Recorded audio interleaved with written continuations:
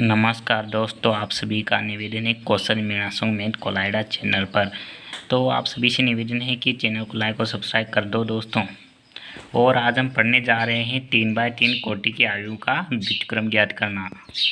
तो दोस्तों यही नहीं, यदि इस प्रश्नावली के पूरा होने के बाद आपको जो बोर्ड परीक्षा के पिछले जो बोर्ड परीक्षा में प्रश्न आए थे इस प्रश्नावली से रिलेटेड उसे भी सॉल्व कराया जाएगा। तो आप बने रहे इस यूट्यूब चैनल पर और लाइक और सब्सक्राइब कर लो। तो आज हम 10.5 के बारे में अध्ययन करेंगे। 10.4 हमने पिछले वीडियो में की थी। यदि आप उसमें कोई डाउट है तो मुझसे पूछ सकते हो। तो 3x3 कोटि की आयु का व्युत्क्रम ज्ञात कैसे किया जाता है, तो देखो इसमें इस प्रकार की आयु आएगी हमारे पास 3x3 कोटि की इस प्रकार की आयु। तो इसमें हमें आपको इकाई आयु पता है। इकाई आयु 3x3 कोटि कैसे होती हैं बताऊँ आपको। इसमें होती है 1 0 0 0 1 0 0 0। ये इकाई आयु होती हैं।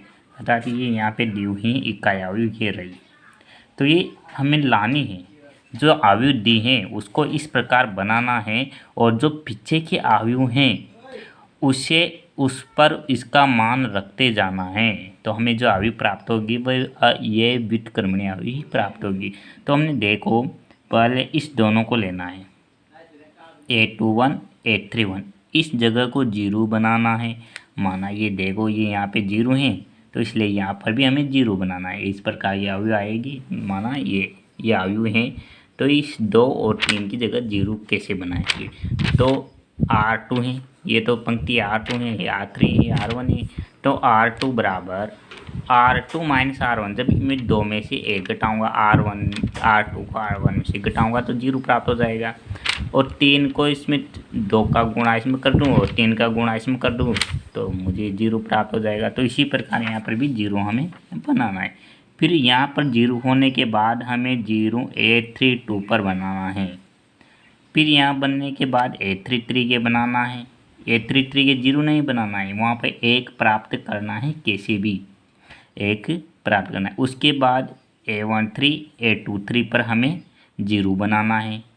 फिर इसके बाद यहाँ पे बीच में आएंगे, यहाँ पे हमें 1 बनाना है, 1 प्राप्त करना है मतलब। और यहाँ पर हमें 1 0 बनाना है और यहाँ भी 1 बनाना है। तो आप कर सकते हो, अब इसे कोई दिक्कत नहीं है। जैसे एक कोई आयु दे रखी है तो हमें पहले यहाँ पे 0 बनाना है। तो मैं ये संक्रिया लगा देता हूँ, R2 में से R1 को घटा देता हूँ और जो R3 है उस 3 को 2 से गुणा करके घटा देता हूँ, जिसमें मेरे पास ये वैल्यू 0 आ जाएगी। फिर उसके बाद अब जो साथ साथ ही ये वैल्यू हैं इसमें भी हमें ये संक्रिया लगानी है। तो -3 0 2 -1 1 0 ये प्राप्त हो जाएगा। फिर उसके बाद ये संक्रिया लगानी है R3। अब क्या करना है, इस जगह पर भी तो हमें 0 बनाना है। तो इस जगह पर 0 कैसे बनेगा, जब मैं इसमें से इसको घटाऊंगा तभी 0 बनेगा ना, कैसे बनेगा। तो यहाँ पर मैंने ये घटा दिया तो ये 0 बन गया। फिर उसके बाद यहाँ पर मुझे 1 लाना है तो -5 का भाग दे दूँगा R3 में तो ये 1 प्राप्त हो जाएगा मुझे। और साथ साथ में इस पर भी संक्रिया लगानी है तो लगा सकते हैं ना। फिर उसके बाद यहाँ तक हो गया, यहाँ पर मुझे 1 प्राप्त हो गया। अब यहाँ पर मुझे ऑटोमेटिक 0 प्राप्त हो जाएगा क्योंकि जब मैं इसमें से इसमें घटाऊँगा तो यहाँ पर 0 प्राप्त हो जाएगा। वैसे भी यहाँ पे देखो संक्रिया में यहाँ से 0 प्राप्त हो जाएगा मुझे ना। और ये नहीं, आपको ये संख्या घटानी है, वो R3 सारी घटानी है, उसमें से पूरी की पूरी आगे उसमें से घटानी है पंक्ति। तो यहाँ पर मुझे 1 प्राप्त हो जाएगा और यहाँ पर भी मुझे इस प्रकार प्राप्त हो जाएगा। फिर मैं करूँगा यहाँ पर 0 लाऊंगा, फिर यहाँ पे 1 लाऊंगा, भाग दे दूंगा 1/5 का। फिर यहाँ पे 0 लाऊंगा, यहाँ पे 1 लाऊंगा तो मुझे ये आयु प्राप्त हो जाएगी। अर्थात इस प्रकार मुझे आयु प्राप्त हो जाएगी। फिर मैं यहाँ पे 1 लाऊंगा तो 2 का भाग दे दूंगा तो मुझे ये आयु प्राप्त हो गई।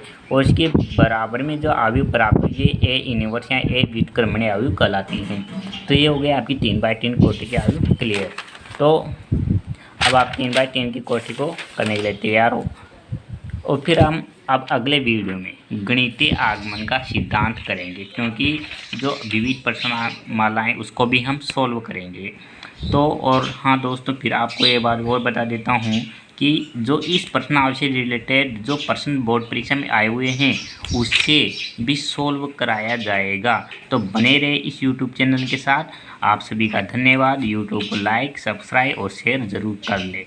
थैंक यू दोस्तों।